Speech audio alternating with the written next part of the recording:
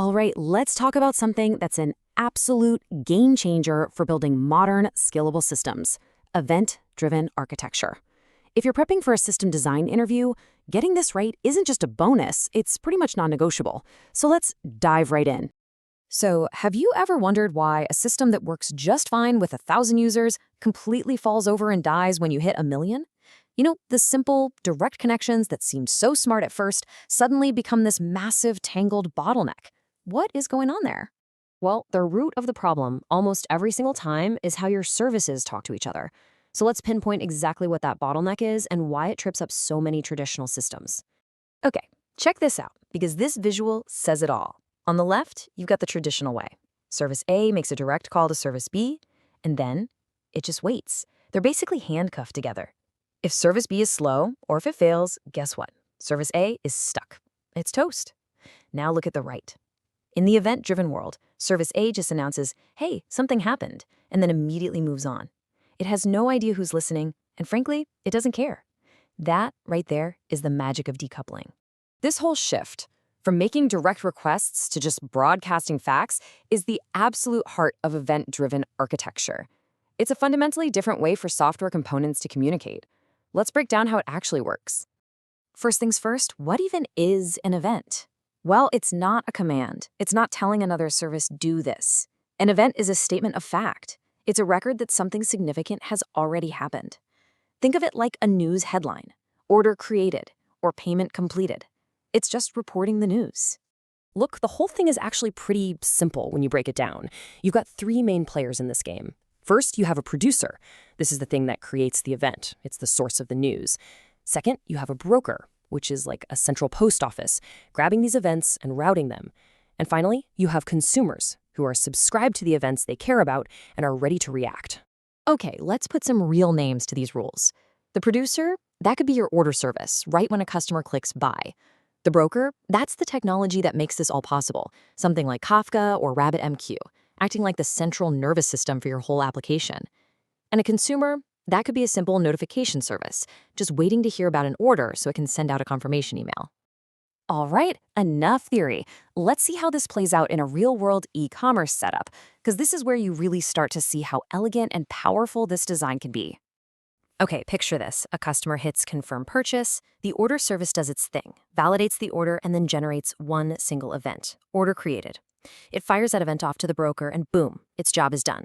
It's already moving on to the next request. Now, hanging out on the other side is the payment service. It hears that order created event, wakes up, grabs the details it needs, and starts processing the credit card. It's working completely independently. And here, this is the magic part. At the exact same time, the inventory service hears that very same order created event. It doesn't wait for the payment to clear, it doesn't care. It just knows an order was created, so it immediately goes and updates the stock count. That's that one-to-many communication we were talking about, happening in real time. And just to round it out, a third service, the notification service, also picks up that same event and fires off the confirmation email to the customer. So you have three totally separate services, all reacting in parallel to a single event, and none of them even know the others exist. So let's just pause for a second and think about what that means. The order service has absolutely no idea, none, that the payment, inventory, or notification services even exist. You could add a fourth service tomorrow, say for analytics, and you would not have to change a single line of code in that original order service.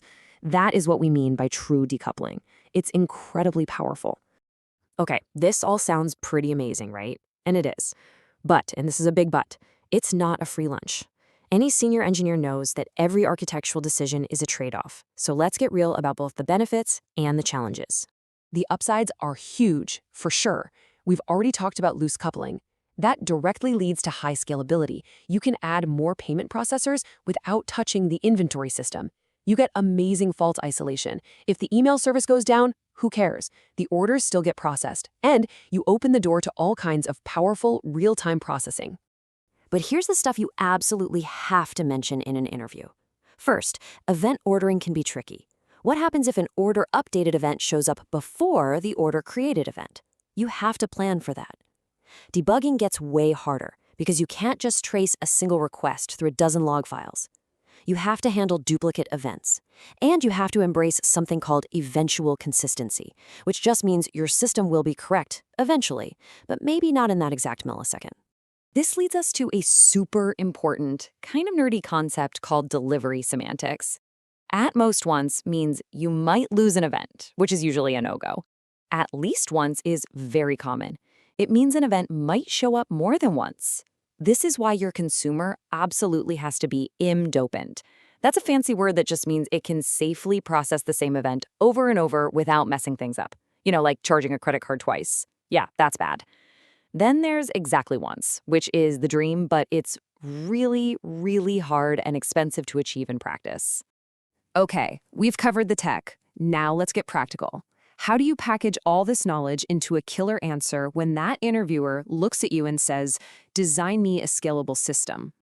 You start with this exact sentence. Seriously, memorize it. It's concise, it hits all the right keywords, decouple, asynchronous, and it immediately signals to the interviewer that you know what you're talking about.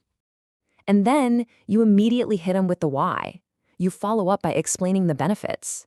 This shows you're not just throwing buzzwords around, you understand the direct impact of your architectural choice on crucial qualities like scalability and resilience. That's a senior level move. And now for the traps. These are the common mistakes you need to avoid. First, don't design a system that's secretly making synchronous calls under the hood. Second, never ever ignore the problem of duplicate events. You have to mention it and explain your plan for idempotency. And finally, you've got to have a smart strategy for what happens when things fail, like handling retries properly. All right, let's bring it all home. If you forget everything else we just talked about, please remember this one core idea that is the engine behind this entire architectural pattern. So what's the big picture? Event-driven architecture isn't just a design pattern, it's a whole philosophy. When you shift to communicating with events, with facts, you're building a system that is fundamentally more scalable and resilient.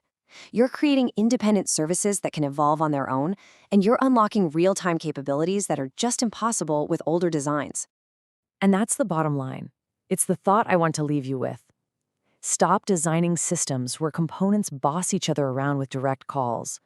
Instead, design systems that announce what's happening in the world and react to those events. That, right there, is the essence of building modern, powerful systems that last.